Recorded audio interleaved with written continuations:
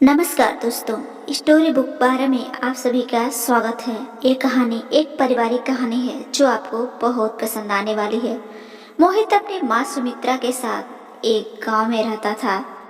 मोहित के पिता का देहांत हो चुका था। सुमित्रा गांव के ही कुछ घरों में झाड़ू, बर्तन, पोछा आदि का काम करने जाती थी और उसी से ही दोनों की गुजर बसर होती थी। एक दिन मोहित ने अपनी माँ से कहा, माँ, तुम इतनी मेहनत करती हो, मुझे तो बिल्कुल अच्छा नहीं लगता। मैं अपनी पढ़ाई छोड़कर कुछ काम ढूंढ लेता हूँ, क्योंकि अब मैं भी तुम्हारा कुछ मदद करना चाहता हूँ। बेटी के मुंह से ये बात सुनकर सुमित्रा जी रोने लगी और कही, नहीं बेटा, अभी मैं हूँ ना, सब कुछ देख लूँगी, तू बस मन लगाकर पढ़ाई कर। हाँ बेटा, कुछ दिनों की बात है, तू पढ़ लिख कर अच्छी नौकरी करने लगेगा तो मुझे काम करने की जरूरत ही नहीं पड़ेगी। फिर तो मैं तेरी शादी भी कर दूंगी और बहू के आने पर तो मुझे आराम ही करना है। तू अभी अपनी पढ़ाई पर ध्यान दे। मोहित माँ को बहुत समझाता है, लेकिन माँ सुमित्रा उसकी बात नहीं मानती हैं। उन्हें ये उम्मीद थी कि मोहित पढ़ लिख कर बड़ा आदमी बन जाएगा। इसी तरह कुछ साल बीत गए। मोहित की पढ़ाई भी पूरी हो गई और उसे नौकरी भी मिल गई। एक दिन मोहित घर आया और उसने अपनी माँ से कहा, माँ, तुम्हें अब काम पर जाने की कोई जरूरत नहीं है। मेरी बहुत अच्छी नौकरी लग गई है, अब तुम आराम करो। सुमित्रा उसकी बात मानकर काम छोड़ देती है। कुछ दिन बाद मोहित के लिए एक बड़े घर से रिश्ता आया। सुमित्रा बहुत खुश हुई। उसने खुशी खुशी मोहित का विवाह कर दिया। अपनी नई बहू पल्लवी को पाकर सुमित्रा जी बहुत खुश हुई। वह अपनी बहू को कोई काम नहीं करने देती, सारा काम स्वयं करती और पल्लवी सारा दिन बैठी रहती थी। एक दिन मोहित ने अपनी माँ से कहा, माँ, तुम पल्लवी से भी कुछ काम करवाया करो।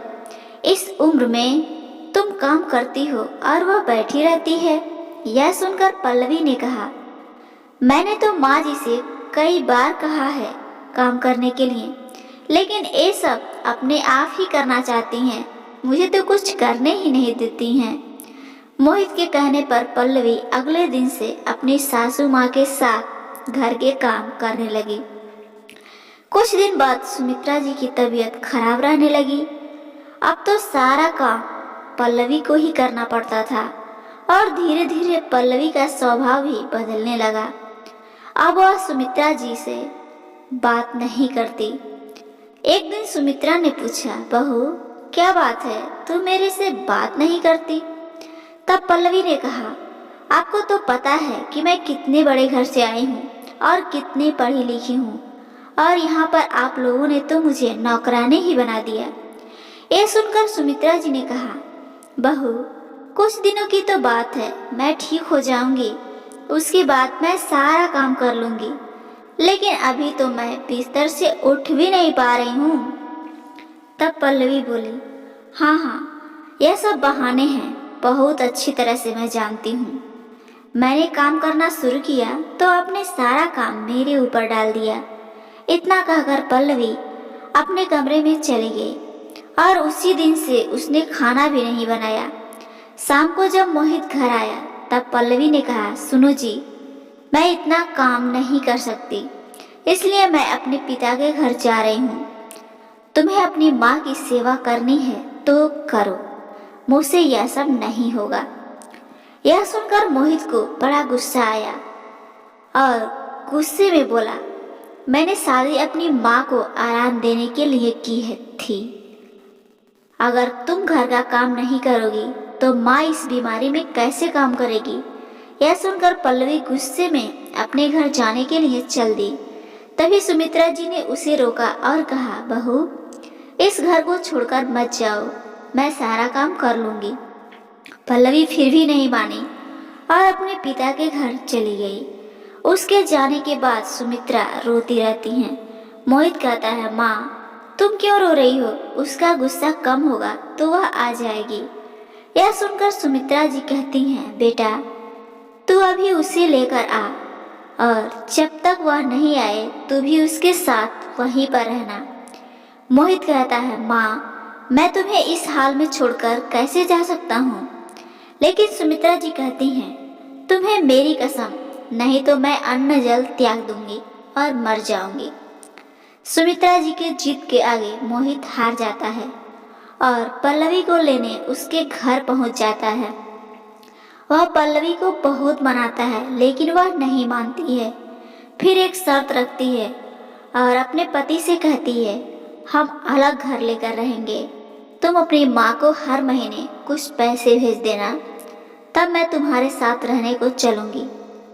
काफी कुछ सोचने के बाद मोहित बेमन से उसकी बात मान लेता है और पल्लवी के साथ अलग मकान में रहने लगता है।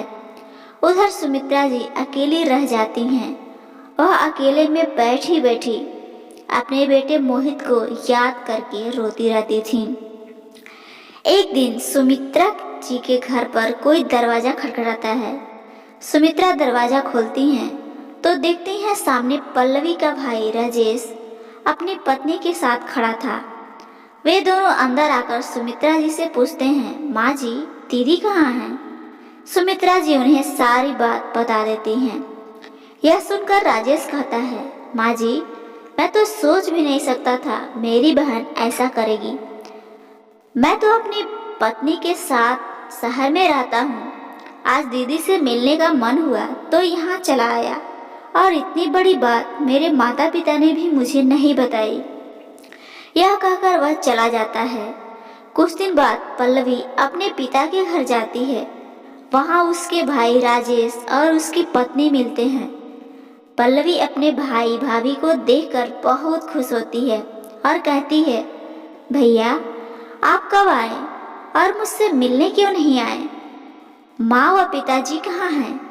तब राजेश ने कहा, मेरी पत्नी माता और पिताजी के साथ नहीं रहना चाहती थी, इसलिए मैंने उन लोगों को घर से ही निकाल दिया। और तू भी अब कभी यहाँ मत आना। यह सुनकर पल्लवी के होश उड़ जाते हैं। वह रोने लगती है और कहती है, भैया आप मुझे इतना प्यार करते थे, अब कैसी बातें कर रहे हो? और इस उम्र में माँ व पिताजी कहाँ जाएंगे? आप उनके साथ ऐसा कैसे कर सकते हैं? तब राजेश ने कहा, बहन जब तू अपनी सास के साथ ऐसा कर सकती है तो मैं क्यों नहीं कर सकता हूँ?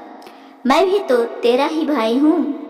यह सुनकर पल्लवी को अपने किए पर बहुत पछतावा होता है और वह भागकर अपने घर पहुँच जाती है और मोहित के पैरों में गिर जाती है।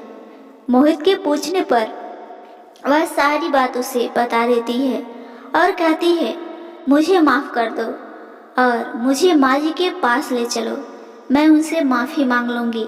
मेरे किए की सज़ा मेरे माता पिता को भी भुगतनी पड़ रही है, ना जाने वे किस हाल में होंगे।